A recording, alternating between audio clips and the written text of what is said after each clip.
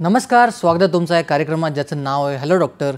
मी तुमचा सूत्रसंचालक डॉक्टर आदित्य पुरुषोत्तम मिंदानी. तर आज आपण अतिशय महत्त्वाच्या विषयावर चर्चा करणार आहोत. प्रेक्षको, गंभीर व्याधींची जर तुम्ही यादी पाहिली तर अगदी डोक्यापासून पायापर्यंतचे जे आजार आहेत त्याच्यात समाविष्ट आहेत. उदाहरण द्यायचं झालं तर अर्धांग वायू म्हणजे सेरेब्रोव्हेस्क्युलर ॲक्सिडेंट, काचबिंदू मोतीबिंदू म्हणजेच कॅटरॅक्ट ग्लॉकोमा, त्यासोबतच फुफ्फुसाचे आजार म्हणजेच दमा किंवा अस्थमा आणि इंटरस्टिशियल लंग डिसीज म्हणजे ILD, हृदयाचे काही विकार म्हणजेच कोरोनरी आर्टरी डिसीज अर्धमिया, पचनतंत्राचे काही विकार म्हणजेच IBD इन्फ्लमेटरी बाउल डिसीज, त्यातच अल्सरेटिव्ह कोलायटिस क्रॉन्स डिसीज, रक्तातले काही विकार ITP ॲनिमिया, दुर्धर सांध्यांचे विकार आमवात, संधिवात व इतरही सांध्यांचे विकार, त्यासोबतच यकृताचे विकार या व इतर आजारांमुळे रुग्णांना त्रास भोगावा लागू शकतो. मग गरज असते योग्य ती निदान आणि चिकित्सेची. मग अशा वेळी लाक्षणिक उपचारापेक्षा हा आजार समूळ कसं नष्ट करता येईल यावर विचार केला पाहिजे. यासाठीच याचं उत्तर आहे आयुर्वेद. प्रेक्षको, हजारो वर्षांपासून चालत आलेला आयुर्वेद गंभीर आणि दुर्धर आजारांसाठी उत्तम चिकित्सा पद्धती आहे. याच पार्श्वभूमीवर आजचा आपला चर्चेचा विषय या प्रकारे आहे: असाध्य आजारांवर आयुर्वेद उपचार. असाध्य आजारांवर आयुर्वेद उपचार. यासाठीच आज आपल्या सोबत आहेत वैद्य आबासाहेब रणदिवे सर. सर, स्वागत आहे तुमचं या कार्यक्रमात. सरांची थोडक्यात ओळख याप्रमाणे आहे: वैद्य आबासाहेब रणदिवे हे MD आयुर्वेदाचार्य आहेत. गेली 16 वर्षापासून श्री विश्वरंग आयुर्वेद चिकित्सालय पंढरपूर येथे रुग्णसेवा करीत आहे. तसेच पुणे, दादर, ठाणे, छत्रपती संभाजीनगर, नाशिक, मिरज या ठिकाणी श्री विश्वरंग आयुर्वेद चिकित्सालयाच्या शाखा आहेत. मणक्याचे आजार, किडनीचे आजार, सांधेदुखी, उंची वाढविणे, पोटाचे आजार, मूलबाळ न होणे, निमोनिया इत्यादी आजारांवर विशेष उपचार केले जातात. प्रामुख्याने आत्तापर्यंत हजारो मणक्याचे रुग्णांना विना ऑपरेशन सरांनी यशस्वीरित्या बरं केले आहे. सरांची शाखा पुणे दुसरा व चौथा शनिवार, नाशिक पहिला शनिवार, दादर पहिला रविवार, ठाणे चौथा रविवार, छत्रपती संभाजीनगर पहिला शुक्रवार, मिरज दुसरा शुक्रवार. सरांचा मुख्य पत्ता श्री विश्वरंग आयुर्वेद चिकित्सालय, बस स्थानक, पहिला मजला, पंढरपूर. तर असे बहुगुणी वैद्य आज आपल्या सोबत आपल्या स्टुडिओमध्ये उपस्थित आहे. तर चला मुख्य कार्यक्रमाला सुरुवात करूया. सर, माझा पहिला प्रश्न तुमच्यासाठी असा आहे: मणक्याच्या आजाराविषयी तुम्ही पहिल्यांदा काय मार्गदर्शन कराल? आपण जर अवतीभोवती जर नीट लक्ष दिलं तर असं लक्षात येईल की जे काही मध्यम वयातील लोक असतील किंवा उतार वयातील लोक यांच्याकडे जर पाहिलं आणि त्यातले जर 10 लोकांपैकी आपल्याला 5 लोकांमध्ये आपल्याला मणक्याच्या आजाराने त्रस्त झालेले आढळून येतात. जसजसं मणक्याचा आजार जुनाट होईल किंवा वय वाढत जाईल एखाद्या व्यक्तीचं, तसं ह्या आजाराची लक्षणं आपल्याला वाढलेली आढळून येतात. सुरुवातीला कष्टाची कामं केल्यानंतर हा मणक्याचा आजार किंवा मणक्यात दुखत असतं, परंतु जसजसं आजार वाढत जाईल तसं वेदनाशामक गोळ्या घ्याव्या लागतात. आणि जेव्हा त्रास हा वाढत असतो मग तेव्हा डॉक्टर सांगत असतं की आता वेदनाशामक गोळ्यांनी जेव्हा काही होत नाही तेव्हा मग ऑपरेशनचा सल्ला दिला जातो. आणि आपण पाहतो की जेव्हा ऑपरेशन केल्यानंतर अनेक रुग्णांना ते ऑपरेशन अयशस्वी झालेलं आपल्याला आढळून येतं. मग ह्यावरती पर्याय काय? तर यावरती पर्याय आहे आयुर्वेद उपचार पद्धती. आपण जर मानवी शरीराचा जर विचार केला तर मानेपासून जर आपण माकड हाडापर्यंत जर बघितलं तर मणक्याचे एकूण 33 मणके असतात. आणि मेंदूतून जो मज्जारंजन निघतो तो मानेपासून कमरेपर्यंत खालीपर्यंत गेलेला असतो.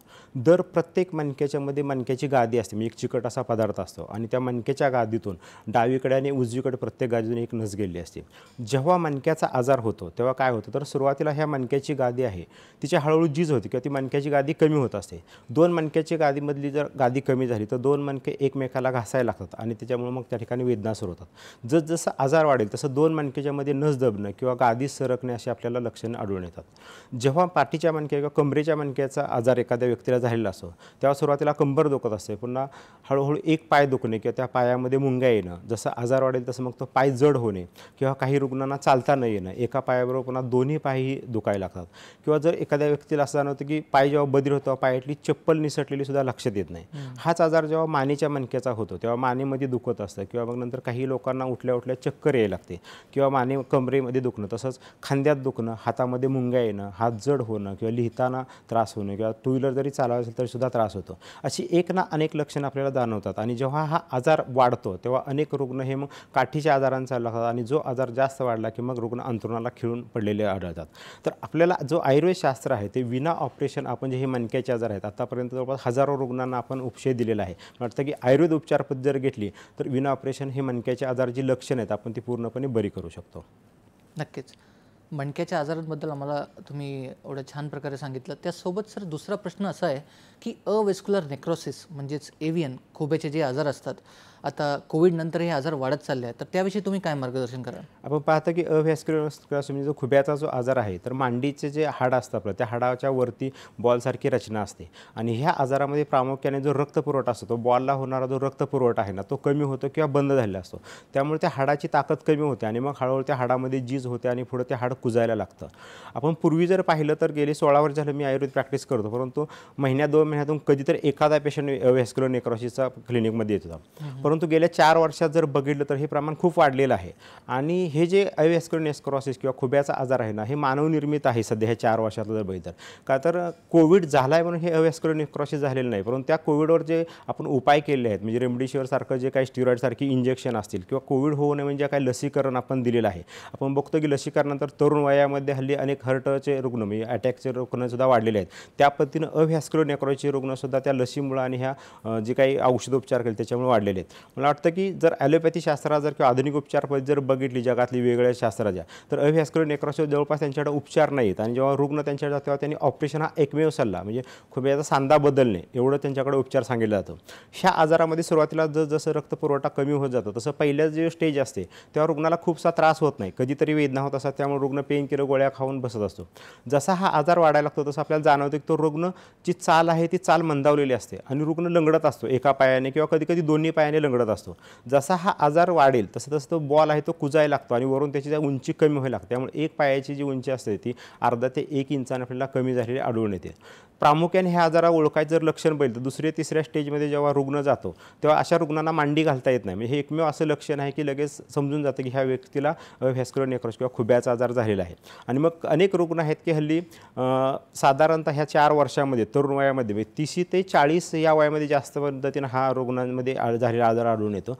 आणि अनेक रुग्णांनी नोकरीसह सोडून आता घरी बसले म्हणजे व्यवसायसुद्धा त्यांचा थांबलेला आहे किंवा अनेकांना हा जो काही खुब्याचं जे सांध्याचं रोपण असतं बदलायचा तर त्याचा खर्च हा परवडण्याजोगा नसतो. मला वाटतं की आयुर्वेद उपचाराने आपण अनेक रुग्ण आता ह्या आजाराने नीट केलेत. आपण एक उदाहरण देऊया. साधारणतः 2 वर्षापूर्वी माझ्याकडे पुण्याची जेव्हा आपली ओपीडी असते त्या ठिकाणी बीडवरून एक रुग्ण आलेला होता आणि त्यांना कोविड झाल्यानंतर त्यांनी रेमडेसिवीर सारखी इंजेक्शनं घेतलेली होती आणि त्याच्यानंतर त्यांना अव्हॅस्क्युलर नेक्रोसिस झाला होता. त्यांना जेव्हा माझ्याकडे आले तेव्हा त्यांना चालायला खूप त्रास होता. मग एकदम सावकाश चालत होते, एका पायानं पूर्णपणे लंगडत चालत होते. ते जेव्हा येऊन बसले तेव्हा त्यांनी सांगितलं आता मला मांडीसुद्धा घालता येत नाही आणि डॉक्टरांना जेव्हा दाखवलेलं आहे तेव्हा एका पायाची दोन्ही पाय जवळपास 3री स्टेज आहे आणि आता त्यांना चालताही खूप कमी होतं आणि डॉक्टरांनी त्यांना ऑपरेशन करायचा सल्ला दिला होता. परंतु त्यांना ऑपरेशन टाळायचं होतं आणि मग त्यासाठी ते आयुर्वेदाकडे आले होते. त्यांचं नाडी परीक्षण केलं, त्यांची बाकीची लक्षणं विचारली आणि त्यांना आपण औषधोपचार सुरू केले. साधारणतः आपण जेव्हा आयुर्वेदिक उपचार करतो तेव्हा तिक्त रसात्मक आयुर्वेद जे वनस्पती असते तेव्हा तिक्त रसात्मक काही वनस्पतीचा आपण त्यांना उपयोग केला आणि तिक्त रसात्मक सिद्ध केलेली काही घृतं त्याचा आपण त्यांना बस्ती सुरू केला. पहिल्यांदा त्यांना औषधाने 21 दिवसाचा बस्ती सुरू केला. 1 महिना झाल्यानंतर त्यांना थोडंसं त्यांच्या वेदनामध्ये कमतरता जाणवली होती. पुढे 2 महिने त्यांनी औषध घेतली. 3ऱ्या महिन्यानंतर आपण पुन्हा त्यांना एक बस्ती केला. साधारणतः 4-6 महिने जेव्हा झालं तेव्हा त्यांचा जवळपास 50% आजार हा बरा झाला होता. आपण त्याला 8-9 महिने पुढे कंटिन्यू उपचार केले आणि आता तो रुग्ण जवळपास पूर्णपणे बरा आहे. कधीतरी किंचितसं त्यांच्या चालण्यामध्ये थोडासा आपल्याला फक्त थोडा फरक जाणवतो, नाही तर ते आजार पूर्णपणे बरा झाला आहे. मला वाटतं की ते नोकरी करणारे रुग्ण होते, त्यांना जवळपास अशी स्थिती होती की आता नोकरीसह सोडायची गरज पडते काय. खरं तर अशी एक ना अनेक उदाहरणं जाणवतील की आयुर्वेदाने आपण अनेकांना जे घरी बसून राहिलेले रुग्ण होते, काठीवरती चालणारे किंवा वाकरच्या चालणारे किंवा चालता न येणारे रुग्णसुद्धा आपण ते चालवू शकलो आहे. मला वाटतं की ज्यांना ऑपरेशन टाळायचं आहे आणि ऑपरेशनशिवाय जे बरं व्हायचं आहे तर हे अव्हॅस्क्युलर नेक्रोसिस आयुर्वेदाने आपण बऱ्यापैकी ते कमी करू शकतो. बरं, आता किडनीचे जे आजार आहे म्हणजेच क्रॉनिक किडनी डिसीज ज्याला आपण म्हणतो, त्यात बऱ्याचदा क्रिएटिनिन जो पदार्थ असतो, जो वेस्ट प्रोडक्ट असतो तो वाढलेला असतो. मग अशा वेळी तो आयुर्वेद औषधाने बरा होतो का?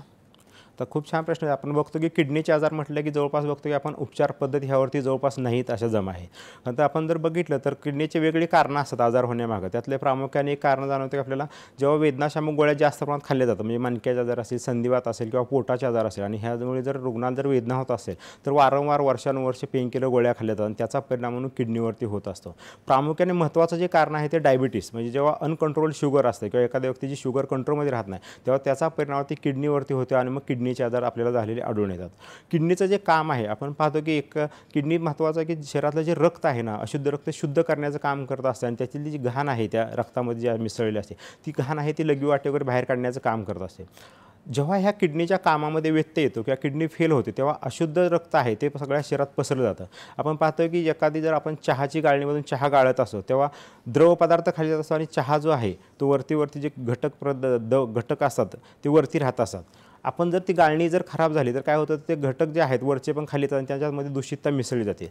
त्या पद्धतीने जेव्हा किडनीचं फंक्शन बिघडतं तेव्हा जे अशुद्ध जे पदार्थ असतात त्या रक्तामध्ये मिसळले ते सुद्धा संपूर्ण शरीरात पसरायला लागतात आणि हळूहळू मग शरीरामध्ये क्रिएटिन वाढ लागतं आणि अशुद्ध रक्त जेव्हा हृदयाकडे जात असतं तेव्हा मग अशा व्यक्तींना दम लागतो. अनेक रुग्णांमध्ये असं जाणवतं की जेव्हा क्रॉनिक आजार होतो किडनीचा तेव्हा त्यांचे HB सुद्धा आपल्याला कमी झाले आढळून येतो. भूक मंदावणे, उलटी होणे, पायावरती सूज येणे आणि चेहऱ्यावरती सूज येणे इत्यादी लक्षणे आपल्याला कमी अधिक प्रमाणात आढळून येतात. जेव्हा क्रिएटिनिन अधिक मात्रेमध्ये वाढलं जातं तेव्हा आधुनिक उपचारपद्धती जेव्हा पाहतो आपण तर तेव्हा डायलिसिस केलं जातं. म्हणजे जे किडनी काम करत नाही ते आपण डायलिसिसच्या मार्फत जे काही शरीरातलं अशुद्ध जे घाण आहे ते आपण बाहेर काढून टाकली जाते. ही झाली आधुनिक उपचार पद्धतीची ट्रीटमेंट. परंतु आपण बघतो ठोस असा उपाय अजिबात आपल्याला आढळून येत नाही आहे. काही उदाहरणाद्वारे आपण सांगूया. सांगली जिल्ह्यामधील आटपाडीमधील आपल्याकडे एक पेशंट, आपल्याकडे एक रुग्ण, साधारणतः 70 वयाचा एक रुग्ण आलेला होता काही 2-3 वर्षापूर्वी.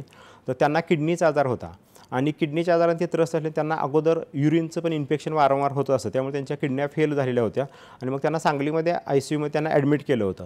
डायलिसिस पण चालू होतं परंतु रुग्ण काही प्रतिसाद देत नव्हता. मग शेवटी असं झालं होतं की त्यांना अन्नसुद्धा त्यांचं जवळपास खाणं बंद झालं होतं, लिक्विडवरती होते.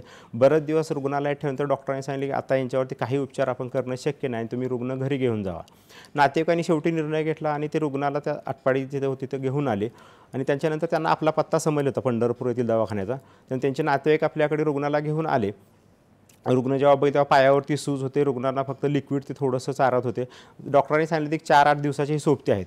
खरं तर त्यांचा काहीतरी पर्याय म्हणून ते आयुर्वेदाकडे आले होते. नाडी परीक्षण करून आपण त्यांना औषधोपचार सुरू केले. पंचक्रांतिक बस्ती नावाचा उपचार आपण त्यांना सांगितला. औषधोपचार सुरू केल्यानंतर खरं तर हा रुग्ण जवळपास गेला असं गृहीतच त्यांनी धरलेलं होतं, आता काय वाचणार नाही, शेवटचे 4 दिवस. पण उपचार सुरू केले जवळपास 7 दिवसामध्ये त्यांच्यामध्ये बरीचशी सुधारणा झाली आणि त्यांचं लघवीचं प्रमाण सुद्धा बरंचसं कमी झालं होतं आणि आपल्या उपचारानंतर त्यांची लघवीसुद्धा वाढायला लागली आणि 7 दिवसांनी त्यांना जेवणसुद्धा जायला लागलं. पुढे 1 महिन्याभरानंतर रुग्ण स्वतः चालू लागले. साधारणतः 2 महिन्यात त्यांचा आजार बराचसा कमी झाला. क्रिएटिनची लेवलसुद्धा कमी झाली होती आणि पुढे ते 2 ते 3 वर्षापर्यंत आत्तापर्यंत जवळपास ते पुढे शेळ्या राखायसुद्धा ते काम करतात. मला वाटतं की जे रुग्ण गेले म्हणून जे सोडून दिले होते ते रुग्णसुद्धा आयुर्वेदाने पुन्हा चालू लागले. त्यांचेच जवळपास 2-3 नातेवाईक पुन्हा असेच किडनीच्या आजाराने त्यांनी आपल्याकडे पाठवले होते. जवळपास ते सगळेच रुग्ण आपण बरे करण्यात यश मिळालं आहे. अजून एक उदाहरण सांगायचं की मुंबईमध्ये ठाण्याला आपली जेव्हा व्हिजिट असते तिथे एक 22 वर्षाची आपलीकडे एक मुलगी येत होती. तिच्या किडन्या दोन्ही फेल होत्या आणि त्यांचं ट्रान्सप्लांटेशन चाललं होतं, परंतु कसं अजून त्यांच्याकडे तशी उपचार पद्धती त्यांना अजून भेटलेली नव्हती. त्यामुळे त्यांनी ठरवलं तोपर्यंत आपण आयुर्वेदिक उपचार सुरू करूयात. त्या मुलीचं जेव्हा हिस्ट्री घेतली तेव्हा असं समजलं की गेल्या 9 महिन्यापासून तिची युरिन पूर्णपणे बंद होती. तिला डायलिसिस तर चालूच होतं परंतु युरिन पूर्णपणे बंद झाली होती. ब्लॅडरचं काम जवळपास थांबलेलं होतं तिच्या. मग सगळ्यात महत्त्वाचा प्रश्न आहे की आयुर्वेदामध्ये असं सांगितलेलं आहे की आता आधुनिक उपचार पद्धतीमध्ये किडनीमध्ये मूत्रप्रवृत्ती मूत्र तयार होत असतं, पण आधुनिक उपचारापेक्षा आयुर्वेदामध्ये सांगितलेलं आहे की आतड्यामध्ये मूत्राची निर्मिती होती. खरं तर हा माझ्यामध्ये प्रॅक्टिसमधला पहिलाच पेशंट आहे ज्याची लघवी पूर्णपणे थांबलेली होती. आपण मग त्यासाठी आयुर्वेदशास्त्राचा जे काही ग्रंथामध्ये सांगितले त्यानुसार आपण काय केलं तर बकऱ्याची जी आतडी असतात 10-15 बकड्याची आतडी गोळा केली आणि त्याच्यापासून आपण एक इतर औषधे घालून असं एक तेल बनवलं आतड्यानं सिद्ध करून आणि त्याचा बस्ते आपण त्या मुलीला दिला आणि आश्चर्यकारक गोष्ट अशी होती की बस्ती जेव्हा पूर्ण झाला तेव्हा तिला काही दिवसांतर हळूहळू थेंब लघवी सुरू झाली. साधारणतः 2 ते 3 महिन्यामध्ये बरीचशी तिला युरिन दररोज होऊ लागली होती. मला वाटतं की जेव्हा ते सोनोग्राफीला गेले तेव्हा पूर्वी जे डॉक्टरांकडे सोनोग्राफी करते डॉक्टर आश्चर्यचकित झाले की पुन्हा जे ब्लॅडरचं काम थांबलेलं होतं एवढ्या दिवसानंतर ते पुन्हा सुरूच झालं कसं, फक्त हे आयुर्वेदिक अशी किमया करू शकतं. तर मला वाटतं की बंद झालेली लघवीसुद्धा आयुर्वेदाने चालू होऊ शकते. खरं तर लोकांना माहीतच नसतं की आयुर्वेदामध्ये एवढी काही उपचार पद्धती प्रगत झालेली आहे. मला वाटतं की जर लोकांनी जर आयुर्वेदशास्त्राकडे जेव्हा असाध्य आजार आहे जर आयुर्वेदिक उपचार घेतले तर आपण नक्की त्यातून मार्ग काढू शकतो. नक्कीच. म्हणजे CKD असो, मूत्रपिंडाचे इतर आजार असो किंवा इन्फेक्शन असो, कुठल्याही आजारांवर म्हणजे दुर्धर आजारांसाठी पण सरांनी चिकित्सा दिली आहे, उपचार दिला आहे आणि त्यात यशस्वीरित्या पेशंटसुद्धा बरे झालेले आहे. सर माझा पुढचा प्रश्न तुमच्याकडे असा आहे की संधिवात, आमवात हे जे जॉईंट्सचे डिसऑर्डर आहे म्हणजे याच्यात सांध्यांना जे इजा पोचते, त्यांना सूज येते, चालायला त्रास होतो, नॉर्मल जे रूटीन ॲक्टिव्हिटीज असतात आपले दैनंदिन जे आपले ॲक्टिव्हिटीज असतात ते सुद्धा कमी व्हायला लागतात. तर त्याबद्दल तुम्ही काय सांगाल की हे पेशंट्स आपल्याकडे जास्त येतात, आयुर्वेदाकडे जास्त येतात, तर त्याबद्दल तुम्ही काय सांगाल?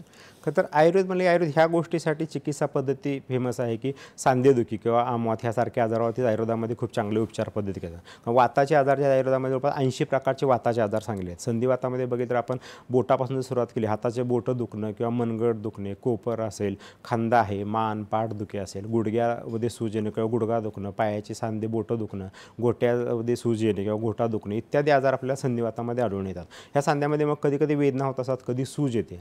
तर आमवात हा थोडा ह्याच्यापेक्षा वेगळा आजार आहे. म्हणजे संधिवात आपण बघितलं जसं जीज होत असते किंवा वयानुसार वाढणारा आजार आहे, पण आमवात आपल्याला तरुण वयामध्ये सुद्धा आढळून येतो. आमवात ह्या शब्दामध्ये 2 शब्द आहेत, एक तर आम पहिला आणि दुसरा आहे वात. आम म्हणजे अपक्व रस. आपण जेव्हा अन्न खात असतो त्यापासून जो रस बनत असतो तो जर कच्चा राहिला किंवा अपक्व राहिला तर त्याचा आम निर्मिती होते. आणि दुसरीकडे काही कारणानं जे वात वाढणारी जी कारणं आहेत त्या वात वाढण्याच्या कारण जर वात वाढला तर तो वाढलेला वात ह्या आमाला किंवा अपक्व रसाला ज्या सांध्यामध्ये घेऊन जातो त्या सांध्यामध्ये मग त्या सांध्यामध्ये वात वाढतो आणि मग तिथं आमवातामध्ये तो सांधा दुखायला सुरुवात होतो. जसं आपण पाहतो की वारा सुटल्यानंतर ढगाला ज्या ठिकाणी घेऊन जातो त्या ठिकाणी पाऊस पडतो, त्याप्रमाणे हा विकृत झालेला वात ज्या सांध्यामध्ये हा अपक्व रस किंवा आम घेऊन जातो तो सांधा दुखायला लागतो. संचार वेदना असतात, म्हणजे जसं विंचू चावल्यावर जसं वेदना असतात तसं ह्या लोकांमध्ये त्रास होत असतो. जसं की पायावरती आपण बघितलं गुडघे जर सुजलेले असतात किंवा स्पर्श केला तर गरम स्पर्श लागतो. आमवाताची जर लक्षणं बघितली तर अशा रुग्णामध्ये जर पाहिलं तर सकाळी उठताना या अंगावरून त्या अंगावर सुद्धा होता येत नसतं. जेव्हा थोडंसं सुरुवातीला मग हालचाल केली की मग हळूहळू थोडं चालायला येतं किंवा गरम पाण्यानं जर सकाळी अंगावर केली जरा बरं वाटायचं. जसा सूर्य वाढत जातो माथ्यावरती येत जातो तसं वेदना थोड्याशा कमी व्हायला लागतात, कारण जो वात आहे तो उष्णतेमुळे कमी होत असतो. जसं संध्याकाळ सुरुवात होते आणि रात्रीचा काळ चालू होतो तेव्हा पुन्हा हा शरीराचा आकडायला लागतं. आपण बघतो की संध्याकाळी जर आकडत पण जसं ढगाळ वातावरण असेल, म्हणजे जर ढग आले तर त्या रुग्णांना सुद्धा हा त्रास वाढले जाणवतो. पावसाळा असेल, हिवाळा असेल, या ऋतूमध्ये सगळ्यात जास्त ह्या रुग्णांना त्रास होत असतो. आमवात किंवा संधिवात ह्यावरती आयुर्वेदामध्ये खूप ठोस उपचार आहेत. आपण जर बघितलं तर इतर शास्त्रामध्ये फक्त वेदनाशामक गोळ्या दिल्या जातात. वेदनाशामक गोळ्यानंतर फक्त तात्पुरतं बरं वाटतं, परंतु हा आजार कायमस्वरूपी नीट होत नाही. पण आयुर्वेद शास्त्रामध्ये पंचकर्णातील बस्ती उपचार, सहचारादी चेलाची बस्ती किंवा इतर काही वात शमन करणारी काड्याची बस्ती असतात ना, ह्याचा जर उपचार पद्धतीचा अवलंब केला तर हा आजार जवळपास पूर्णपणे मुळापासून बरा झालेला आढळतो. आमवातामध्ये बऱ्याच पेशंटचे रुग्णांचं बघितलं आपण तर हात पाय जर वाकडे झालेले असतात किंवा जागेवर बसून असले असतात, तर या रुग्णामध्ये जर एक साधारणतः 6 महिने ते वर्षभर जर उपचार पद्धती केली तर हे रुग्ण पुन्हा चालू शकतात आणि जवळपास 70 ते 80% यांची लक्षणं सुद्धा आपल्याला कमी झालेली आढळून येतात. नक्कीच. म्हणजे आपण आमवाताबद्दल ऐकलं, संधिवाताबद्दल ऐकलं, किडनीच्या दुर्धर आजारांबद्दल ऐकलं व इतर आजारांबद्दल ऐकलं. आपण सरांसोबत ही चर्चा असंच पुढे नेणार आहोत, पण सध्या वेळ झाली एक छोट्याशा विश्रांतीची. तेव्हा कुठेही जाऊ नका, पाहत राहा तुमचा आवडता कार्यक्रम हॅलो डॉक्टर.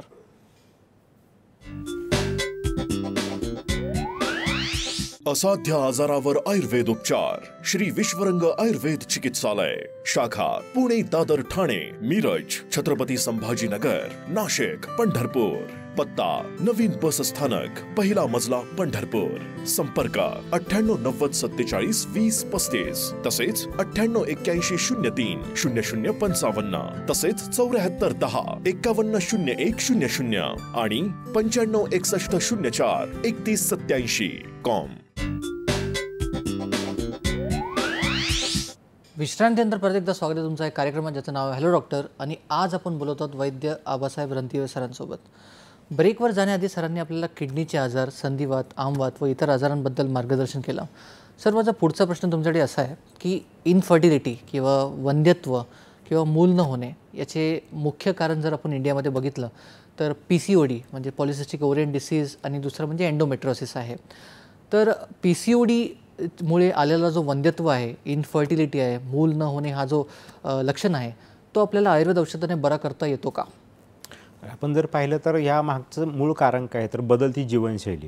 आपण बघतो की अनियमित पाळी असेल किंवा PCOD ही जी लक्षणं दिसतात त्याच्यामागं कारण आहे की आपण बघतो की उशिरा उठणं असेल, रात्री जागरण करणं आहे किंवा बाहेरचं खूप खाणं, मानसिक ताणतणाव, हे इत्यादी अनेक कारण आहेत की त्याच्यामुळे आपल्याला PCOD सारखी लक्षणं आढळून येतात. PCODमध्ये होतं काय नेमकं की जेव्हा दर महिन्याला जेव्हा मासिक पाळी येत असते तेव्हा ते बीज आहे ते फुटणं गरजेचं असतं, परंतु अशा रुग्णांमध्ये ते बीज फुटत नसतं.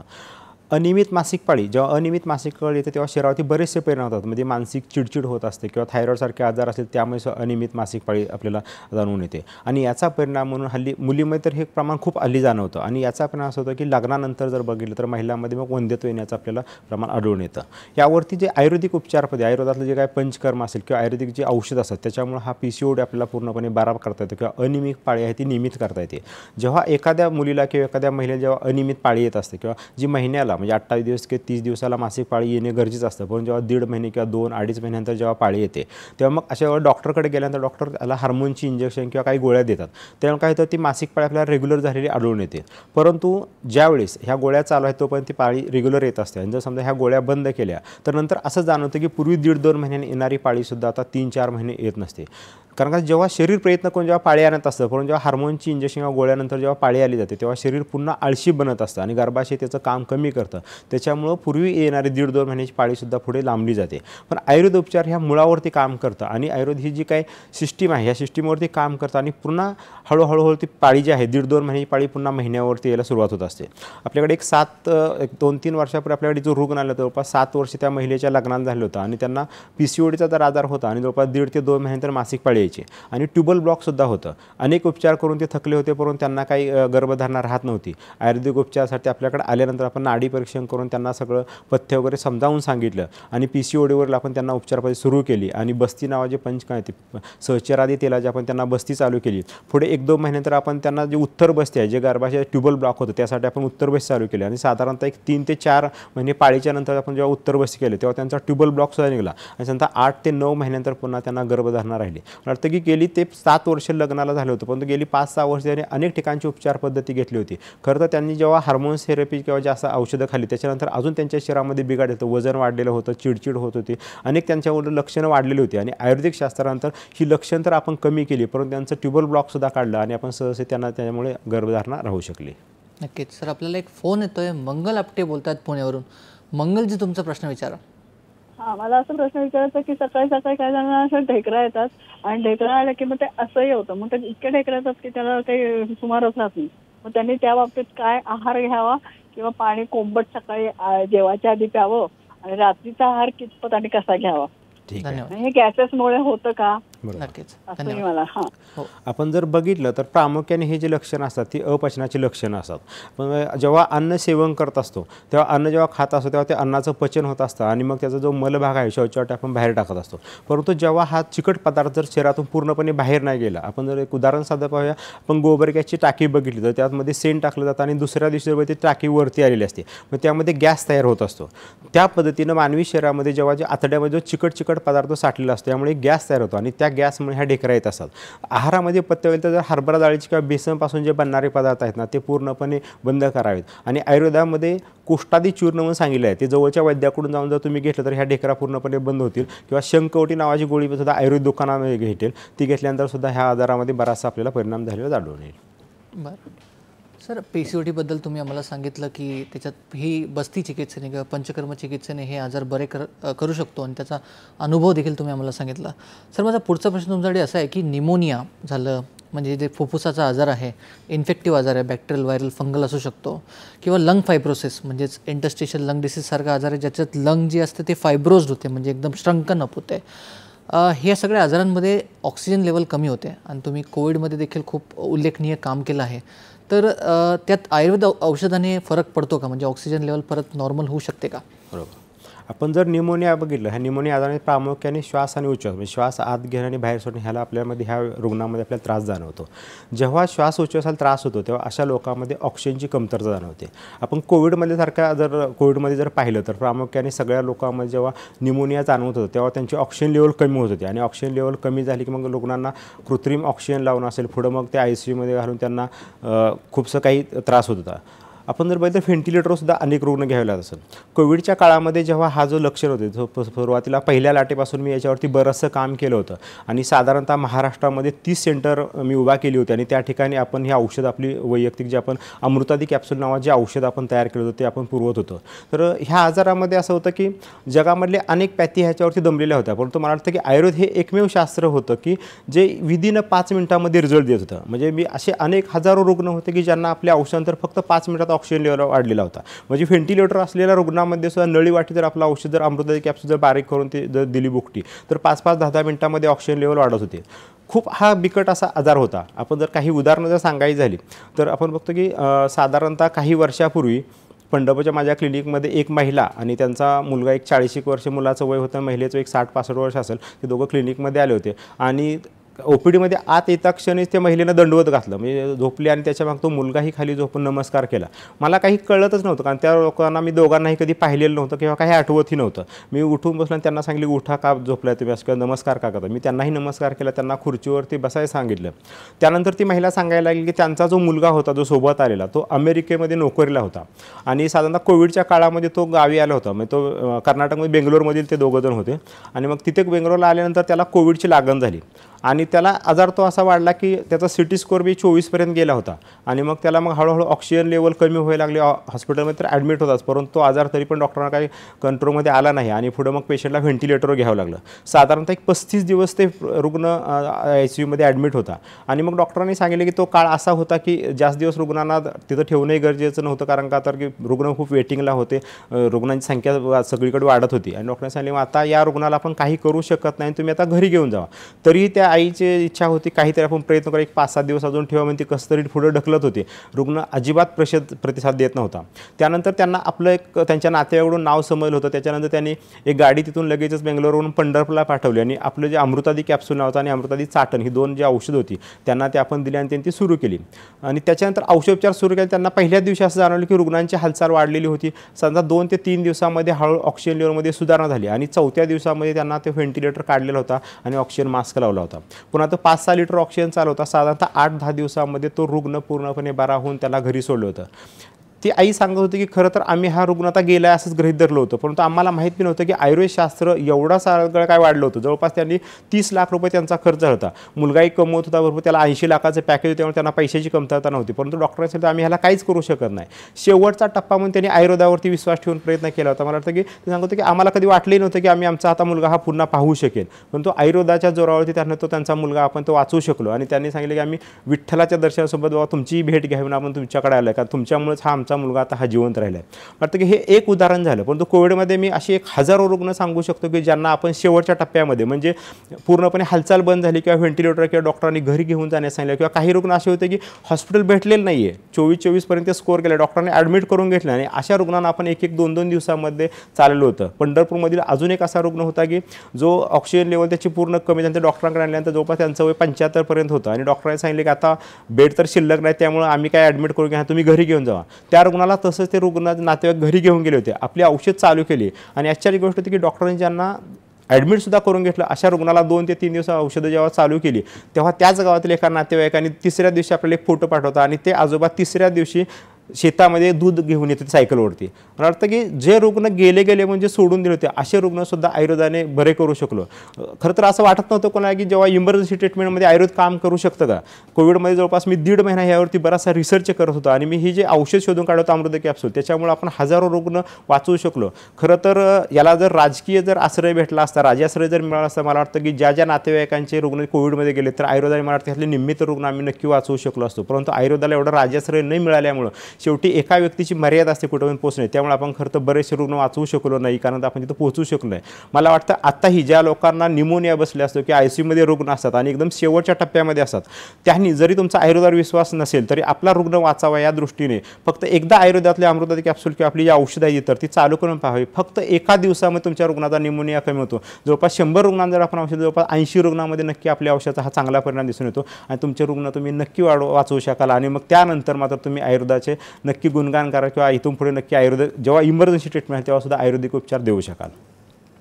नक्कीच आपण सरांसोबत ही चर्चा असंच पुढे नेणार आहोत, पण सध्या वेळ झाली छोट्याशा विश्रांतीची, तेव्हा कुठेही जाऊ नका, पाहत राहा तुमचा आवडता कार्यक्रम हॅलो डॉक्टर. असाध्य आजारावर आयुर्वेद उपचार श्री विश्वरंग आयुर्वेद चिकित्सालय, शाखा पुणे, दादर, ठाणे, मिरज, छत्रपती संभाजीनगर, नाशिक, पंढरपूर. पत्ता नवीन बस स्थानक, पहिला मजला, पंढरपूर. संपर्क 9890472035 तसेच 9881030055 तसेच 7410510100 आणि 9561043187 कॉम. विश्रांतीनंतर परत एकदा स्वागत आहे तुमचं. एक कार्यक्रमात ज्याचं नाव आहे हॅलो डॉक्टर, आणि आज आपण बोलत आहोत डॉक्टर आबासाहेब रणदिवे सरांसोबत. आजचा आपला चर्चेचा विषय आहे असाध्य आजारांवर आयुर्वेद उपचार. आणि आत्तापर्यंत चर्चेतून आपल्याला हे कळायला आलं आहे की बरेचसे जे आजार असतात, जसं की अवॅस्क्युलर नेक्रोसिस, मणक्याचे आजार, PCOD म्हणजे पॉलिसिस्टिक ओव्हरियन डिसीज, किंवा संधिवात, आमवातसारखे दुर्धर सांध्यांचे आजार, त्यासोबतच निमोनिया, लंग फायब्रोसिसमध्ये देखील, अशा गंभीर आजारांमध्ये देखील आयुर्वेद प्रभावी औषध म्हणून ठरलेलं आहे. आणि हे आपल्याला सरांनी पटवून दिलं. त्यासोबत माझा पुढचा प्रश्न तुमच्यासाठी असा आहे की पोटाचे आजारांमध्ये बऱ्याचदा असं होतं की खाल्ल्यानंतर शौचाला होणे किंवा पोट फुगणे किंवा इतरही पोटाचे जे तक्रारी असतात ते होणे, ते आजारांमध्ये आयुर्वेद कितपत काम करू शकतो? आपण जर बघितलं जेव्हा पोटाचे आजार होतात, प्रामुख्याने हे पचनाचे आजार असतात किंवा शरीरामध्ये जेव्हा पित्तामध्ये विकृत होते ना, त्यामध्ये हा आजार होत असतो. जेव्हा पित्त वाढलं जातं किंवा कमी होतं त्यामध्ये मग पोटामध्ये वेदना होणं, आतड्यावरती सूज येणं किंवा आतड्याला जखमा होणं इत्यादी आपल्याला लक्षणं आढळतात. अपचन होतं की मग ढेकरा येणं. आता जसं आपण एका रुग्णाने प्रश्न विचारला आपल्याला की ढेकरा येत असतात, किंवा मग अनेक रुग्णांमध्ये डोकं दुखत असतं किंवा पोट साफ न होणे. आणि प्रामुख्याने जेव्हा पोटाचे आजार वाढतात तेव्हा अनेक रुग्णांना असं जाणवतं की वारंवार शौचाला जावंच लागणं किंवा जेवलं की लगेच शौचाला जावं लागणं. आणि हा आजार जेव्हा जुनाट होत जातो तो हळूहळू मग काय होतं की तो मानसिक आजारसुद्धा बनायला लागतो. कारण आता आयुर्वेदशास्त्राने सांगितलं की मज्जेची जी उत्पत्ती आहे ती आतड्यामध्ये होत असतं, आणि जेव्हा आतड्यामध्ये विकृत होते तेव्हा मज्जेवरती परिणाम होतो. आणि मज्जाधातूचं जे मूळ स्थान आहे ते मेंदू आहे, आणि त्याचा परिणाम मग मनावरती होतो, आणि मग तो आपल्याला मानसिक आजारसुद्धा झालेला आढळून येतो. मग ते आपण बऱ्याच वेळा रुग्णाला असं जाणवतं की जेव्हा वारंवार शौचालय होत असतं तेव्हा वेगळे जे काही कार्यक्रम असतात त्या कार्यक्रमात जाणं टाळणं किंवा 4 माणसात जाणं टाळली जातात. कारण त्याला असं वाटत असतं की आपण जर त्या ठिकाणी गेलो आणि जर आपल्याला शौचालय लागलं तर काय करायचं. मग ही मनामध्ये अशी भीती उत्पन्न झाली असते. जेव्हा हा आजार वाढत जातो तेव्हा आपल्याला असं लक्षात येतं की मग त्या रुग्णाचं वजनसुद्धा हळूहळू बरंचसं कमी झालेलं असतात. ह्या आजाराची कारणं कोणती असतात? आपण बघितलं बदलती जीवनशैली हे सगळ्यात महत्त्वाचं कारण आहे. हल्ली बघतो की आपण मोबाईलचं वापराचं जर प्रमाण खूप वाढलेलं असतं आणि त्यामुळे रात्रीच्याला किती वाजले हे सुद्धा समजत नाही, आणि मग 12-1 पर्यंत जागरण केलं जातं. त्यामुळे खाल्लेलं जे अन्न आहे ते अपचन व्हायला लागतं, किंवा सकाळी उशिरा उठणं असेल, अवेळी जेवणं म्हणजे वारंवार जेवणं किंवा उपाशी राहणं, कधी जेवायचं ते टायमिंग खरं तर नियमित वेळेवर जेवणं गरजेचं असतं, पण तो कधी जेवलं त्याचा हा परिणाम होत असतो. आणि सगळ्यात महत्त्वाचं कारण आहे की आपण जर दररोज जे विषारी अन्न सेवन करत असतो, आपण पाहतो की भाजीपाला असेल किंवा फळभाजी असेल याच्यावरती दररोज आता रसायनांचा वापर केला जातो किंवा जमिनीमध्ये सुद्धा खत म्हणून सगळं केमिकल टाकलं जातं, तर त्याचे अंश ह्या भाजीपाल्यामध्ये येत असतात आणि तो भाजीपाला आपण हळूहळू शरीरामध्ये सेवन करत असतो. स्लो पॉयझन, आणि मग हळूहळू ते विष आपल्या शरीरामध्ये साठायला लागतं, आणि मग ते विष हे आपल्या आतड्यावरती काम करतं, आणि मग आतडी खराब होतात आणि मग पोटाचे आजार व्हायला सुरुवात होते. आपण जर रचना बघितली तर जठरा म्हणजे आपण अन्न खातो जठरामध्ये ते साठत असतं आणि लिव्हरमध्ये पित्ताची उत्पत्ती होत असते, आणि जे पित्त आहे त्या आतड्यातलं जे अन्न आहे त्याला पचवायचं काम करत असतं. जेव्हा अन्नाचं पचन होत असतं तेव्हा शरीर जे आहे त्यातला जो रस आहे, शरीराला जो आवश्यक रस आहे तो रस काढून घेत असतं, आणि चोथा आहे तो आपण हळूहळू ते शौचवाटीतून बाहेर पडत असतो. साधारणतः 12 तास ते 24 तास जेवल्यानंतर मग ते शौचवाटीत घाण निघून जात असते. परंतु जेव्हा आतडं कमकुवत होतात तेव्हा ते जे काय अन्न 12 तास किंवा 24 तास आतड्यामध्ये राहायला पाहिजे ते लगेचच फास्ट पुढं जातं, आणि बघतो की आपण जेवल्यानंतर तासाभरामध्ये सुद्धा लगेच शौचाला जावं लागतं. त्यामुळे काय होतं, तो रस जे शोषला जातो तो रस उत्पत्ती नीट होत नाही, आणि मग शरीराला खूप कमी प्रमाणात रस मिळतो, आणि मग अशा रुग्णामध्ये थकवा येणं किंवा शरीराचं वजन कमी व्हायला लागलेलं जाणवतं. आयुर्वेदिक उपचार पद्धती मूळ पित्तावरती काम करते. जे पित्त जे विकृत झाले, आपण बघतो की एखादा अग्नी असेल, तव्यावरती जर आपण भाकरी जर टाकली असेल आणि खाली जर अग्नी व्यवस्थित असेल तर ती भाकरीचं व्यवस्थित पचत असते. परंतु जर कमी जर अग्नी तर भाकरी व्यवस्थित भाजत नाही, किंवा जास्त अग्नी झाला तर ती करपत असते. त्याप्रमाणे जर हे पित्त जर विकृत झालं, पित्त कमी झालं तरी अपचन तर जास्त झालं तरी सुद्धा मग ते पित्तामुळे काय जखमा व्हायला लागतात किंवा आतड्यामध्ये सूज यावी लागते. आयुर्वेद उपचार पद्धती ह्या पित्तावरती काम करतं, आणि शरीरामध्ये झालेला जो चिकटा आहे तो पूर्णपणे नष्ट करतं. हळूहळू मग भूक लागणं वाढणं ह्यावरती काम होतं, आणि पित्ताचे आजार जवळपास पूर्णपणे नॉर्मल होतात. ज्या रुग्णांना वारंवार शौचाला जावं लागतं, आयुर्वेदामध्ये जर उपचार पद्धती आणि जर बस्तीसारखे जर काही किंवा विरेचनसारखे असे काही जर पंचकर्म केली तर शरीरातली घाण निघून जाते, आणि आतड्याची पुन्हा क्रियाशक्ती वाढते, आणि रुग्ण हा पूर्णपणे बरा होऊ शकतो. आणि रुग्ण मज्जात धातूवरती काम झाल्यामुळे रुग्णाला जे मानसिक जी त्रास होत असतो तो सुद्धा आपण पूर्णपणे बरा करू शकतो. नक्कीच. म्हणजे सांगायला गेलं तर आहार हे परम औषध आहे, आणि आपल्या चरक संहितेत सुद्धा आले की परीक्षस्य हितम देहो आहार संभवा. म्हणजे every cell of the body is made up of आहार, म्हणजे you are what you eat. जशी आहाराची प्रकृती तशी देहाची स्थिती, आणि आहारामुळेच हे सगळे जे आजार आहे, पचनतंत्राचे विकार किंवा इतरही जे दुर्धर आजार आहे, गंभीर आजार आहे, ते आपल्याला आहारामुळेच होतात हे आपल्याला सरांनी पटवून दिलं. जीवनशैलीमुळे होतात हे आपल्याला सरांनी पटवून दिलं. सर, माझा पुढचा प्रश्न तुमच्याकडे असा आहे की जे मणक्याचे आजार असतात, ज्यामुळे पेशंट्स रुग्ण जे असतात ते जागेवर झोपून असतात, तर त्यामध्ये आपण आयुर्वेद उपचाराने त्यांना बरं करू शकतो का? बरं, आपण जर बघतो की मणक्याचे आजार असतात, सुरुवातीच्या स्टेपला बघतो की थोड्याशा वेदनात असतो, पण जेव्हा आजार हा वाढत जात असतो तेव्हा रुग्ण बरेचसे जागेला झोपून असतात. प्रामुख्याने जे उतार वयातील रुग्ण असतात, म्हणजे वृद्ध असतात 60-70 वर्षानंतर, तेव्हा डॉक्टर सांगतात की त्यांची मणक्याची गादी वगैरे सरली आहे किंवा नस दबलेली आहे, गादी दबलेली आहे, तेव्हा सांगतात की ऑपरेशनचा सुद्धा खूपसा काही परिणाम होत नाही आणि मग रुग्णांच्या नातेवाईकडे पण पर्याय नसतो आणि मग असे रुग्ण हे अंथरुणाला खिळून पडले असतात. मग ह्याला प्रभावी उपचार पद्धती कुठे तर आयुर्वेदिक. मला वाटतं की असे अनेक रुग्ण आहेत की आपण जागेला झोपले सुद्धा आपण पुन्हा त्यांना चालवू शकलेलं आहे. आपण मुंबईला जेव्हा दादरला आपली व्हिजिट असते तेव्हा नवी मुंबईमध्ये ऐरोलीमधील आपल्याकडे एक वयस्कर महिला आपल्याकडे रुग्ण म्हणून आली होती. तर त्यांना जो गेली 6 महिन्यापासून त्यांना चालता वगैरे येत नव्हतं. त्यांचे मुलगा आणि सून आणि इतर 2-3 नातेवाईक घेऊन त्यांना एका खुर्चीवरती घेऊन उचलूनच आपल्या दवाखान्यामध्ये घेऊन आलं होतं. जेव्हा रुग्णाची आपण तपासणी केली तर त्यांच्या पायामध्ये जवळपास ताकद नव्हती, पायाची बोटं फक्त किंचितशी हालत होती. 6 महिने रुग्ण जवळपास जागेवर होता, उभाही करता येत नव्हतं पेशंटला, रुग्ण जागेवरती झोपून होता. आपण नाडी परीक्षण केलं आणि मग त्यांना सांगितलं की आपल्याला आयुर्वेदिक औषधोपचार आणि आपण जे मज्जातेल नावाची बस्ती आपण देत असतो, म्हणजे बकऱ्याच्या मेंदूपासून आणि इतर औषधापासून आपण ते मज्जातेल बनवतो, त्याच्यामुळे आपण आतापर्यंत अनेक रुग्ण जागेवर झोपले आपण चालवू शकलो. तर ती बस्ती करणं गरजेचं आहे. खरं तर रुग्ण जागेवर बसून असल्यामुळे त्यांना कुठल्या हॉस्पिटलमध्ये बस्तीला नेणं शक्य नव्हतं, पण त्यांची जी सून होती ती एका आयुर्वेदिक दवाखान्यामध्ये पूर्वी काम करत होते, त्यामुळे त्यांना पंचकर्म माहीत होतं, त्यामुळे त्यांना बस्ती उपचार येत होते. त्यामुळे त्यांना आपण औषध दिली मज्जातेल वगैरे आणि त्यांना बस्ती उपचार घरच्या घरी करायला सांगितलं. साधारणतः पहिला महिना झाल्यानंतर त्यांचे मुलगा पुन्हा औषधोपचाराला आलेलं होतं. त्यांनी सांगितलं की त्यांच्या आईच्या पायामध्ये थोडीशी हालचाल व्हायला सुरुवात झाली. 2 महिने झाल्यानंतर त्या महिलेची पायाची बरीचशी हालचाल व्हायला लागली आणि त्यांना उभा करता येईल, हा थोडंसं आधाराने ते उभा करू शकत होते. साधारण 3ऱ्या महिन्यामध्ये आपण पुन्हा असाच बस्ती रिपीट केला आणि तेव्हा 3 महिने पूर्ण झाले. गेल्या महिन्यामध्ये आता ह्या चालू महिन्यात जेव्हा जुलैच्या जेव्हा व्हिजिटला आले होते नातेवाईक, तेव्हा त्यांनी सांगितले की आता त्यांची महिला चालत आहे. जवळपास त्यांनी एक व्हिडिओ करून आणला होता आणि त्याच्यामध्ये थोडासा आधार घेतला की त्या 70 वर्षाच्या आजी पुन्हा चालू लागल्या होत्या.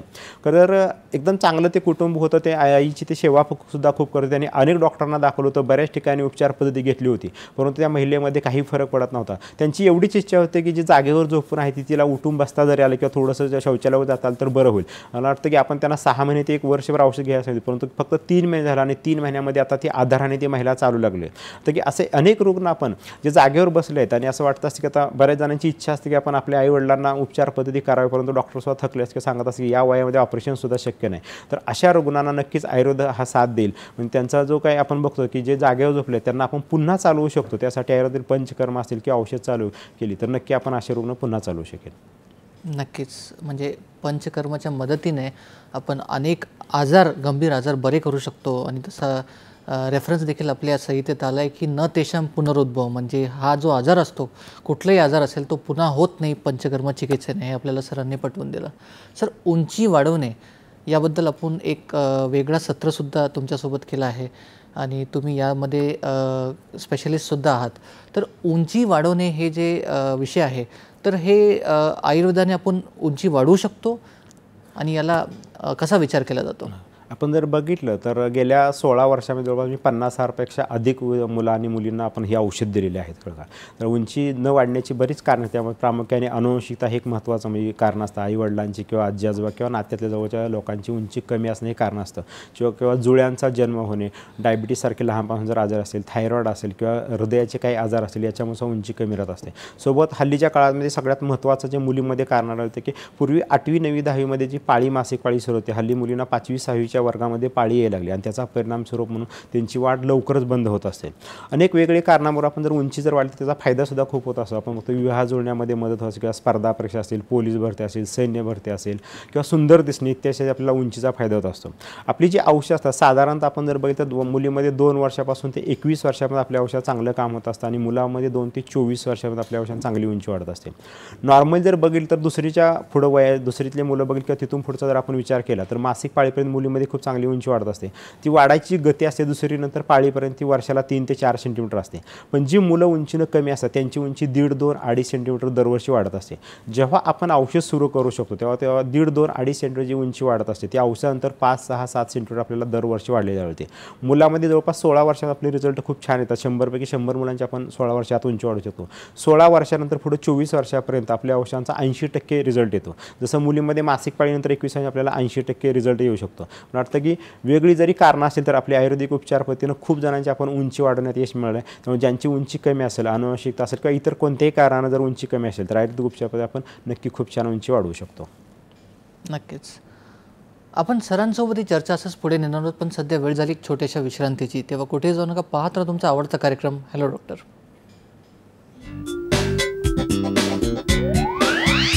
असाध्य आजारावर आयुर्वेद उपचार श्री विश्वरंग आयुर्वेद चिकित्सालय, शाखा पुणे, दादर, ठाणे, मिरज, छत्रपती संभाजीनगर, नाशिक, पंढरपूर. पत्ता नवीन बस स्थानक, पहिला मजला, पंढरपूर.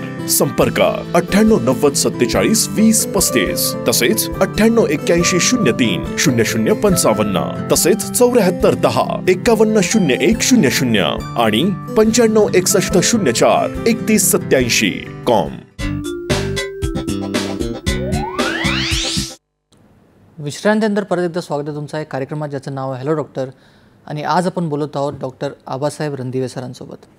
सर, पुढचा प्रश्न माझा असा आहे की तुम्ही खूप साऱ्या ठिकाणी प्रॅक्टिस करतात, म्हणजे पुणे, ठाणे, छत्रपती संभाजीनगर किंवा इतरही ठिकाणी प्रॅक्टिस करतात आणि वेगवेगळे पेशंट्स तुम्ही पाहतात आणि त्याचा अनुभव देखील आम्हाला तुम्ही सांगितला. तर पुढचा प्रश्न असा आहे की पुरुषांमध्ये जे शुक्राणू कमी असणं, म्हणजेच सेमेन काउंट किंवा स्पर्म काउंट कमी असणं, तर त्यामध्ये आयुर्वेद औषध कितपत योग्य आहे? आपण जर पाहिलं तर हल्ली जर 10 जोडप्यात जर विवाह झाला तर जवळपास 7 जोडप्यामध्ये नॉर्मली मूलबाळ होतं. 1-2-3 व्यक्तीलाच व्यवस्थित पद्धतीने सहज अशी ट्रीटमेंट न घेता मूलबाळ होत असतं. जेव्हा 1-2 वर्ष विवाह होऊन होतं आणि मूलबाळ होत नाही तेव्हा मग उपचाराची गरज असते या लोकांना. परंतु प्रामुख्याने असं पाहिजे की सुरुवातीला आपण महिलांनाच उपचार पद्धती केली जाते आणि जेव्हा ते करूनही जर वर्ष मूलबाळ होत नाही तर मग पुरुषांचा विचार केला जातो. परंतु तपासणीनंतर असं लक्षात येतं की मग पुरुषांमध्ये सुद्धा शुक्राणू संख्या कमी असणं किंवा हालचाल त्याची नसणं किंवा शुक्राणू संख्या 0 असणं इत्यादी आपल्याला लक्षणं आढळून येत असतात. तेव्हा पुरुषांना सुद्धा ट्रीटमेंट करणं गरजेचं असतं. आपण जर पाहिलं तर हल्ली ह्याचं प्रमाण खूप वाढलेलं आहे. पूर्वी जर सांगितलं शास्त्रामध्ये, आयुर्वेदशास्त्रात जर विचार केला तर त्यामध्ये सांगितले जे शुक्राचे जे गुण आहेत ना त्याच्याबरोबर विरुद्ध गुण हे विषाचे सांगितलेले आहेत. आणि आपण जे आता सांगितलं की विषारी अन्न सेवन करत असतो, जसं की आपण सांगितलं की फवारणी अन्नधान्यावरती केली जाते आणि त्याचा परिणाम आपल्या शरीरावरती होत असतो. तेव्हा ते विषारी जे पदार्थ आपण खात असतो त्याचा परिणाम म्हणून शुक्राणूची संख्या कमी होणं किंवा शरीरामध्ये उष्णता वाढली की मग शुक्राणू मरणं इत्यादी आपल्याला लक्षणं आढळत असतात. अनेक रुग्णांमध्ये असं जाणवतं की ही उष्णता वाढल्यामुळे किंवा शुक्राणूचं जी क्रिया आहे ती कमी झाल्यामुळे किंवा ताकद कमी झाल्यामुळे अनेक रुग्णांना जे वैवाहिक जीवनात बराचसा त्रास होत असतो. म्हणजे शीघ्रपतन असेल किंवा महिना झाला तर त्यांना इच्छा न होणं इत्यादी आपल्याला लक्षणं आढळून येतात. आपल्याकडे एक पुरुष रुग्ण आलेला होता. साधारणतः त्यांच्या लग्नाला जवळपास 10 वर्ष झाली होती. अनेक उपचार पद्धती घ्यायची होती महिलेला आणि त्या दोघांनाही उपचार पद्धती घ्यायचे. परंतु त्यांचं तपासणी केल्यानंतर त्यांच्या असं लक्षात आलं की त्यांची शुक्राणू संख्या खूप कमी होती आणि जवळपास हालचाल ही 0% होती. त्यामुळे त्यांनी मग आयुर्वेदिक उपचार घेण्यास ठरवलं. तर बऱ्याच वर्षानंतर त्यांना मूलबाळ नव्हतं. मग आपण त्यांना उपचार सुरू केले. तर आयुर्वेदशास्त्रानुसार जे काही आयुर्वेदशास्त्रात शुक्रवर्धक जे काही औषध ते औषध सुरू केली. परंतु सगळ्यात महत्त्वाचं आपण जे औषध वापरतो ते बकऱ्याचे जे अंडाशय असतं, टेस्टीज असतं, त्या टेस्टीजपासून काही आपण तुप बनवतो. त्या टेस्टीजपासून जे काही घृत बनवतो त्याला बस्तांड घृत म्हणतो. आपण त्यानुसार ते बस्तांड घृत बनवलं आणि आपण त्याचा बस्ती त्या पुरुषाला दिला. खरं तर आधुनिक उपचार पद्धतीमध्ये जर बघितलं तर जेव्हा शुक्राणू कमी त्यावरती ठोस अशी पर्याय नाही आहेत. पण जेव्हा आपण हा बस्ती दिला तेव्हा 1-2 महिन्यानंतर हळूहळू त्यांची जी शुक्राणू संख्या आहे ती हळूहळू वाढायला लागली होती. सध्या एक 6 महिन्यामध्ये त्यांच्या शुक्राणूची हालचाल सुद्धा जवळपास 40% पर्यंत गेली होती. पुढे आपण त्या महिलेला पण बस्ती नावाचा पंचकर्मातील उपचार केला आणि साधारणतः 1 वर्षानंतर पुन्हा त्या महिलेला गर्भधारणा झाली. मला वाटतं की असे अनेक रुग्ण असतात की ज्यांची हालचाल कमी आहे. अशा रुग्णांमध्ये शुक्राणूची हालचाल कमी असणं किंवा शुक्राणू कमी असणं, काही असे रुग्ण असतात की ज्यांचा काउंट सुद्धा 0 झाले. अशा रुग्णांमध्ये सुद्धा कधी आयुर्वेदिक औषधांचा फायदा होतो आणि अशा रुग्णांमध्ये सुद्धा पुढे प्रेग्नन्सी राहायला मदत होते. मला वाटतं की जर आयुर्वेदशास्त्राचा जर अवलंब केला तर अनेक जे वंध्यत्वामुळे आज काही जे त्रस्त आहेत लोक, जवळपास मी सांगितलं की 70% लोकांमध्ये सहजही मूलबाळ होत नाही. तर त्यामध्ये खूप चांगला फायदा होऊ शकतो. बरं, आपण परत सर मणक्याच्या आजारावर येऊया. ऑपरेशन टाळण्यासाठी आपण मणक्याच्या आजारांविषयी काय करू शकतो? पहिले की अनेक रुग्ण आहेत. आपण यापूर्वीसुद्धा आपण मणक्याच्या आजारावरती बरेचसे कार्यक्रम आपल्या ह्या चॅनलवरती गेल्या 7-8-10 वर्षापासून घेत असतो. कोविडच्या आधी आपण मणक्याच्या आजारावर खूप काही ह्या माध्यमातून बोललेलो आहे. बघतो की ऑपरेशन टाळणं हाच एकमेव कारणच. कारण कसं की आयुर्वेद आपण जर बघितलं तर इतर उपचार पद्धतीचा जो ड्रॉबॅक आहे तो आयुर्वेदामध्ये तो नाही आहे. आपण सहज ऑपरेशन टाळू शकतो. मागच्या 1-2 महिन्यापूर्वी आपल्या क्लिनिकमध्ये एक रुग्ण आला होता आणि तो आला आणि त्याने नमस्कार केला आणि सांगितलं, डॉक्टर तुम्ही ओळखलं का? आता खरं तर एवढे रुग्ण झाले जवळपास मणक्याच्या गेल्या 16 वर्षात मी 20,000पेक्षा जास्त रुग्णांना उपचार आहे. तो म्हणला की तुम्ही ओळखलं का? मी काही त्याला ओळखत नव्हतो. नंतर त्यांनी सांगितलं की असं मला उचलून आणलं होतं आणि मग तो सांगाय थोडी त्याची हिस्ट्री सांगितली. माझ्या थोडं लक्षात आलं आणि मी त्यांना एकच प्रश्न केला की तुम्हाला लुंगीवरती फक्त आणि बनियनवरती उचलून घेऊन आले? तो म्हणला हो. तर मराठवाड्यातील तो रुग्ण होता, शेतामध्ये काम करत होता आणि काम करता करता जेव्हा त्यानं वजन उचललं होतं, म्हणजे धान्याचं पोतं जेव्हा उचललं होतं तेव्हा तो घसरला आणि त्याच्यानंतर तो जागेवर बसून होता. त्याच्यानंतर त्यांच्या नातेवाईकांनी त्यांना उचलूनच गाडीमध्ये टाकून दवाखान्यात घेऊन गेले होते. डॉक्टरांनी सांगितले मणक्याची गादी सरकलेली आहे. जवळपास 125 किलोच्या आसपास त्या रुग्णांचं वजन होतं आणि डॉक्टरांनी ऑपरेशनचा सल्ला दिला. त्यांना ते ऑपरेशन टाळायचं होतं कारण त्यांच्या नात्यापैकी एक जवळच्या लोकांचं ऑपरेशन झालं होतं. तर त्यांचं ऑपरेशन अयशस्वी झाल्यामुळे ते रुग्ण, चालणारे रुग्णसुद्धा ते जागेवर बसले होते. मग 1 महिनाभर ते बरेचसे प्रयत्न करते, वेगवेगळ्या ठिकाणी उपचार घेतो आणि शेवटी त्यांना जेव्हा पंढरपूरचा आपला पत्ता भेटला तेव्हा ते रुग्णाला घेऊन आले होते. खरं तर रुग्णाचं वजन खूप आहे. जवळपास 4 लोक त्यांना उचलून घेऊन दवाखान्यात असं उचलून घेऊन त्यांनी गादीवर आणून झोपवलं होतं. रुग्णाला या अंगावरून त्या अंगावर सुद्धा होता येत नव्हतं. एवढा असाध्य वाटणारा रुग्ण होता. त्याला आपण नाडी परीक्षण करून औषधोपचार सुरू केले. आपण जे सांगितलं की मज्जा तेलाचा जो बस्ती असतो, म्हणजे बकऱ्याचा मेंदू आणि त्या पायातला जो बोन मॅरो असतो त्याच्यापासून आणि इतर जी काही औषध असतं, गुळवेल वगैरे त्यामध्ये आपण मिक्स करतो आणि त्याच्यापासून जे मज्जा तेल बनवलं, त्या मज्जा तेलाचं आपण त्यांना बस्ती शिकवलं. त्यांची पत्नीसोबत आली होती. आपण तिथं 1 दिवस बस्ती शिकवला आणि बस्ती दिल्यानंतर त्यांना घरी पाठवलं. साधारण 2-3 महिने त्यांनी औषधं घेतली होती. त्याच्यानंतर मग हळूहळू त्यांना बरं वाटायला आणि 3 महिन्यानंतर ते स्वतः रुग्ण बसने ते स्वतः रुग्ण आपल्या दवाखान्यात उपचारासाठी आले होते. म्हणतं की 6-7 महिन्यात ते पूर्णपणे बरं झाले होते आणि आता जे आले होते दवाखान्यात 2 महिन्यापूर्वी तेव्हा त्यांच्या जवळच्या नातेवाईकापैकी 2 ते 3 रुग्ण ते मणक्याचे घेऊन आले होते.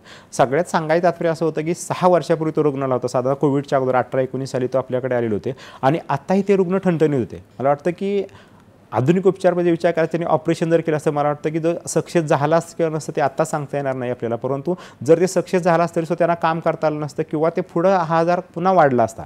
परंतु आपण जर सांगतो की आयुर्वेदशास्त्र हे मुळापासून आजार बरा करतो, तर त्या रुग्णामध्ये एवढं वजन असून सुद्धा तो रुग्ण मुळापासून बरा झाला. त्याला थोडंसुद्धा लक्षण त्रास नव्हता. मला वाटतं की आयुर्वेदशास्त्रामध्ये इतकी खूप ठोस पद्धती आहे. अनेक रुग्ण आपण बघितलं की उचलून आणले, म्हणजे कमी वयापासून त्याच्या 70-80, 85 वर्षाचे जे वृद्ध आहेत, जिथं उपचारपदी सगळी थांबले असते, अशा रुग्णांना सुद्धा आपण बऱ्याच रुग्णांना आपण जागेला झोपल्या रुग्णांना चालवू शकलो आहे. तर मला वाटतं की मणक्याच्या रुग्णांना जर ऑपरेशन टाळायचं असेल तर आयुर्वेद उपचार पद्धती नक्कीच आपण त्याला परिणामकारक ठरू शकते. बरं सर, माझा पुढचा प्रश्न असा आहे की CVA म्हणजे सेरेब्रोव्हॅस्क्युलर ॲक्सिडेंट किंवा स्ट्रोकचे जे पेशंट्स असतात, अर्धांगवायूचे जे पेशंट्स असतात किंवा एकांगवातचे जे पेशंट असतात, ज्यामध्ये एका साईडची जी बॉडी असते ती पॅरलाइज्ड होऊन त्यांना चालायला त्रास होतो, बोलायला त्रास होतो किंवा इतरही त्यांच्या हालचाली बिघडतात, तर त्यामध्ये आयुर्वेद चिकित्सा कितपत योग्य आहे? आपण जर बघतो की अर्धांगवायूसाठी आयुर्वेदशास्त्र खूप फेमस आहे पूर्वीपासून. आपण बघतो की जेव्हा शरीराच्या मेंदूमध्ये जर डाव्या बाजूमध्ये जर त्या रक्तवाहिन्या फुटल्या किंवा गाठ उत्पन्न झाली तर उजवी बाजूचं अंग गेले असतं किंवा उजव्या बाजूला मेंदूत काय प्रॉब्लेम झाला तर डाव्या बाजूचं अंग गेले असतं. अनेक रुग्णांना बोलता येत नसतं. खरं तर आपण बघतो की एखादं झाड जेव्हा सुकायला लागतं आणि जर त्याला जर लगेच जर पाणी दिलं तर पुन्हा ते टवटीत होतं. तसं जर अर्धांगवायूचे रुग्ण जर आयुर्वेदाकडे पहिल्या आठवड्यात जर लवकरात लवकर उपचारपद्धती सुरू केली तर निम्मे रुग्ण पहिल्या आठवड्यातच नीट होऊ शकतात. किंवा ज्या लोकांना बोलता येत नाही ते 8 दिवसाच्या आसपास बोलू लागायला शिकतात. आपण एक छोट्या कमी वेळामध्ये आपण एक उदाहरण देऊया. एक महिला रुग्ण होती. जेव्हा मी एका खेडेगावात राहत असतो आणि पंढरपूरला माझं क्लिनिक आहे आणि मग एक महिला रुग्ण जेव्हा तिला पॅरालिसिस झाला तेव्हा ती ॲडमिट केली होती एका ICUमध्ये आणि 5-7 दिवस झालं तर तिच्यामध्ये काही सुधारणा होत नव्हती आणि डोक्यामध्ये मोठी गाठ होती. जवळपास वय खूप होतं 75-80 पर्यंत आणि डॉक्टरांनी सांगितलं आता ऑपरेशन सुद्धा यशस्वी होणार नाही, त्यांना घरी घेऊन जावा. तेव्हा ते रुग्ण नातेवाईक त्यांना घरी घेऊन आलं होतं आणि जाता त्यांनी मला सांगितले की डॉक्टर हे रुग्ण तुम्ही बघा आणि काही नीट होऊ शकतं का. सकाळी मी त्यांना बघितलं आणि सांगितलं की चला दवाखान्यात मी औषध देतो. औषध त्यांना दिली. संध्याकाळी तिने औषध सुरू केली आणि दुसऱ्या दिवशी मी सांगितली सकाळी येताना मी रुग्ण पाहतो. का तर औषध देणं सकाळी जेव्हा मी आलो होतो ना तेव्हा त्यांच्या घरी रस्त्याकडे त्यांचं घर होतं आणि आता थांबलो तेव्हा ती महिला 75 वर्षाची कोम्यामध्ये होती. जवळपास तिला औषध ते जिभेला चाटवायला सांगितलं होतं तर सकाळची दात घासत बसली होती. म्हणजे आश्चर्याची गोष्ट अशी होती की जिथं ॲलोपॅथी सांगितलं आता काहीच होणार नाही. मला वाटतं ती रुग्ण आपण एका दिवसात बोलायला लावू शकतो किंवा ती दात घासत होती. पुढे ती 3-4 महिने खूप चांगली ती ट्रीटमेंट होती. पुढे ती रेग्युलरली त्यांनी औषधं घेतली आणि खूप छान ते रुग्ण झाले. मला वाटतं की असे सुद्धा असाध्य जे आजार आहेत जर लवकरात लवकर आयुर्वेदिक उपचार पद्धती घेतली तर पॅरालिसिसचे रुग्णसुद्धा पुन्हा आपण चालवू शकतो. सर जाता जाता दमा जे आहे, अस्थमा जे आहे, आता पावसाळ्यात त्याचे रुग्ण खूप वाढत चालले आहे, तर त्याबद्दल तुम्ही काय मार्गदर्शन करा? आपण जर दम्याचा रुग्णांचा विचार केला, प्रामुख्याने हा कफाचा आजार आहे. म्हणजे की फळं जर जास्त खाल्ली किंवा दुधाचे पदार्थ जर जास्त खाल्ले तर त्याचा परिणाम म्हणून दम्याचे आजार आपल्याला वाढलेले जाणवतात. दम्यामध्ये आपण बघतो की रात्रीच्याला छातीमध्ये सुई असा आवाज येणे, प्रामुख्याने वाढलेला जो कफ असतो त्याच्यामुळे पावसाळ्यामध्ये किंवा हिवाळ्यामध्ये ह्या आजाराची लक्षणं आपल्याला वाढलेली जाणवतात. आयुर्वेदशास्त्रामध्ये खूप ठोस पद्धती आहे. आपण बघतो की अनेक लोकांना बालदमाई होत असतो किंवा दररोज पंप ओढावा लागतो. आयुर्वेदिक उपचार सुरू केली तर जवळपास 100पैकी 80 लोकांचा पंप कायमचा निघू शकतो. तर वारंवार जर ॲलोपॅथी उपचार स्टिरॉइडचा वापर केला जातो. मला वाटतं की जर आयुर्वेदिक उपचार त्यातले काही पंचकर्म आणि रेग्युलर जर उपचार पद्धती घेतली तर दम्याचे रुग्ण पूर्णतः बरे झालेले आपल्याला आढळून येतात. नक्कीच. तर धन्यवाद सर, तुम्ही इथे आलात आणि आमचं एवढं चांगल्या प्रकारे मार्गदर्शन केलं. आम्हाला दमाविषयी, सेरेब्रोव्हास्क्युलर ॲक्सिडेंट, स्ट्रोकविषयी, सांध्यांचे रोगविषयी, पचनतंत्राचे विकार किंवा इतरही गंभीर आजारांविषयी आम्हाला एवढं चांगल्या प्रकारे मार्गदर्शन केलं. आणि यामधून आपल्याला एवढं कळालं आहे की डोक्याच्या केसांपासून तर पायाच्या नखांपर्यंत आयुर्वेद प्रभावी ठरू शकतो, प्रभावी उपचार म्हणून ठरू शकतो. तर धन्यवाद सर, तुम्ही इथे आलात आणि आमचं एवढं चांगल्या प्रकारे मार्गदर्शन केलं.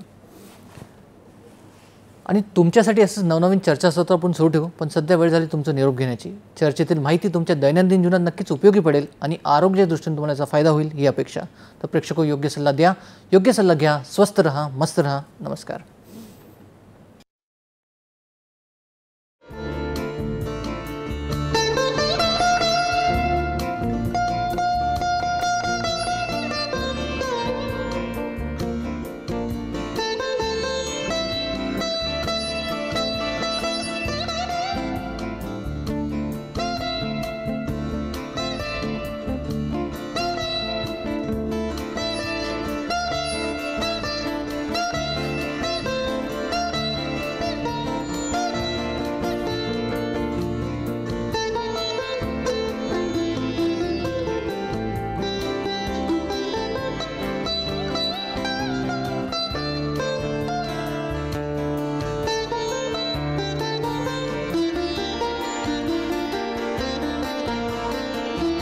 असाध्य आजारावर आयुर्वेद उपचार श्री विश्वरंग आयुर्वेद चिकित्सालय, शाखा पुणे, दादर, ठाणे, मिरज, छत्रपती संभाजीनगर, नाशिक, पंढरपूर.